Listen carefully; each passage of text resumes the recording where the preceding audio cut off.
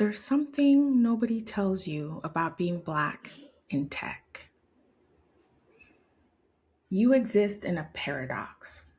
You are hyper visible, the only Black person in the room, constantly watched, your mistakes magnified, your presence questioned before you even open your mouth. And at the exact same time, you are utterly invisible. Your expertise overlooked, your contributions credited to others, your perspective dismissed as emotional or political or not really a tech issue. I've lived in this paradox for 25 years. And today, I want to share a story with you. A story I don't often tell publicly because it's personal and it's painful. And it took me years to understand why it mattered, not just for me, but for every AI system being built today. If you're new here, I'm Dr. Dede Tetsubayashi. I'm an AI governance expert, a TEDx speaker, and a Black woman who has spent her entire career at the intersection of technology and justice. Welcome to Black History Month on this channel. Let's get into it. The boardroom story.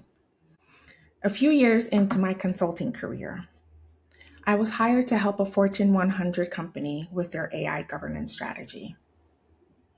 This was a big deal, a multi-million dollar engagement, high stakes, C-suite involvement. I flew across the country. I prepared for weeks. I had data, I had frameworks, I had recommendations that I knew would transform their approach. I walked into the boardroom, 12 people around a table, 11 of them white, 11 of them men. Before I could introduce myself, before I could say a single word about why I was there, one of the executives turned to me and asked if I could get him a coffee. He thought I was the assistant.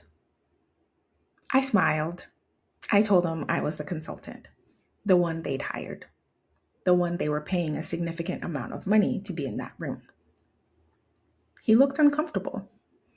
Someone laughed nervously, and we moved on. But we didn't really move on. Throughout my presentation, a presentation that outlined compliance risks that would have cost them $50 million if left unaddressed, I watched as the executives directed their follow-up questions not to me, but to my white male colleague, a colleague who was there to support me, who knew less about the material than I did. They couldn't see me. I was the only Black person in the room, the only woman presenting. I was impossible to miss. And yet, I was completely invisible. That company eventually implemented my recommendations. They saved the $50 million. They avoided regulatory action that would have damaged their reputation. But nobody remembered it was my work that got them there. Why does this happen? Now, I could have told you a dozen stories like that one. Hundreds, probably, over 25 years. The time my idea was ignored in a meeting only to be praised when a white colleague repeated it 10 minutes later. Or the time I was asked if I was sure I was in the right building at a conference where I was the keynote speaker. Or the time a client told me I was surprisingly articulate after I presented research I'd spent months developing. If you're a Black woman watching this, you're probably nodding along. You probably have your own stories. And if you're not a Black woman, I need you to understand. These aren't isolated incidents. This is the texture of our professional lives. It's called the paradox of hypervisibility and invisibility. And researchers have been documenting it for decades.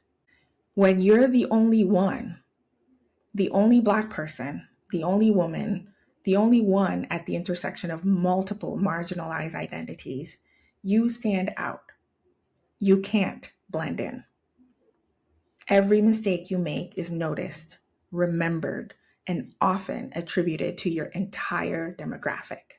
But at the same time, your expertise is questioned. Your contributions are overlooked. Your presence is tolerated rather than valued. You're seen, but you're not believed.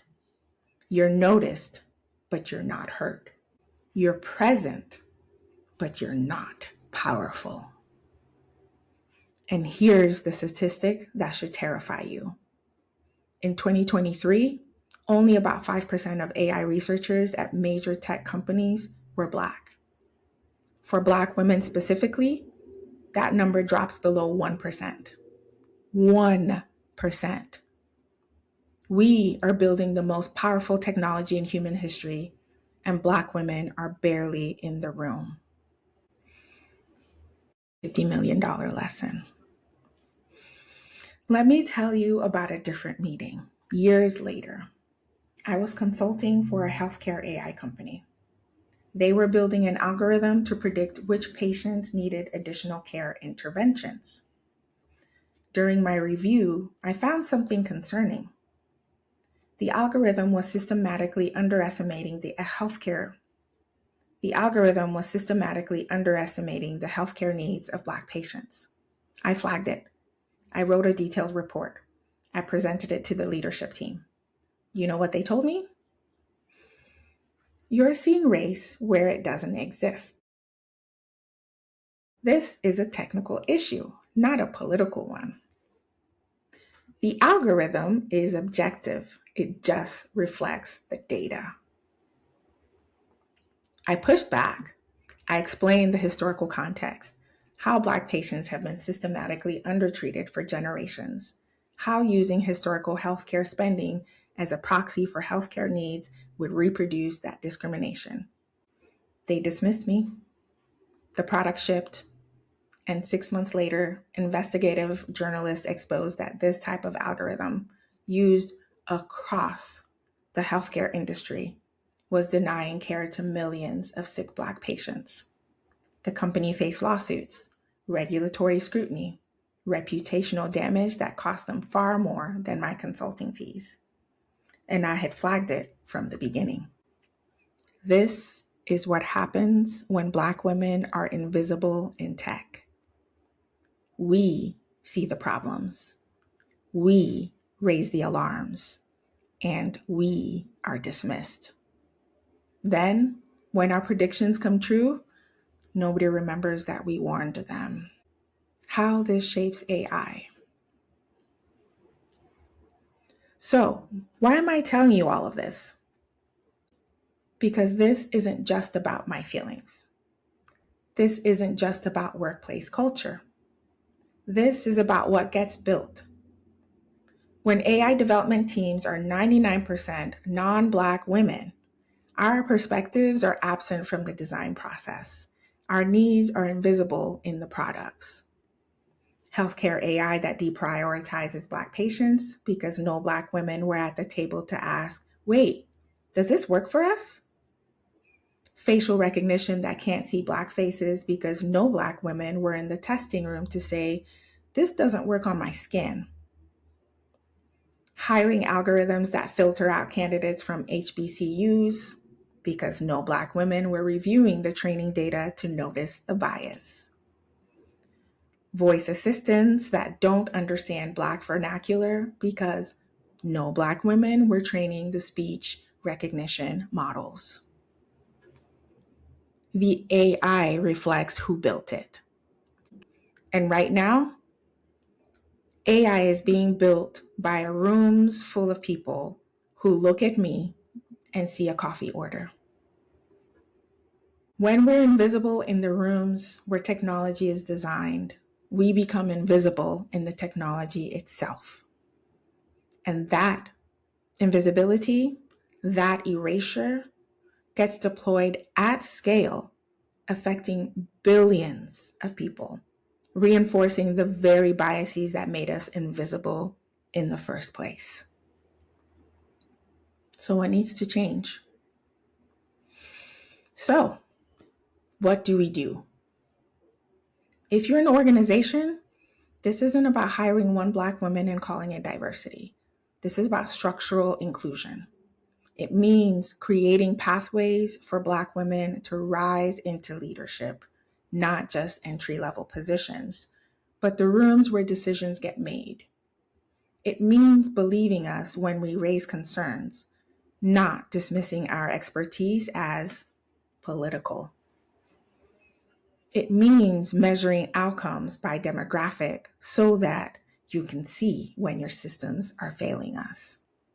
And it means accountability, real accountability, not DEI statements, consequences. If you're a Black woman in tech, first, know that you're not alone. Every frustrating meeting, every stolen idea, every moment of being unseen, millions of us share that same experience.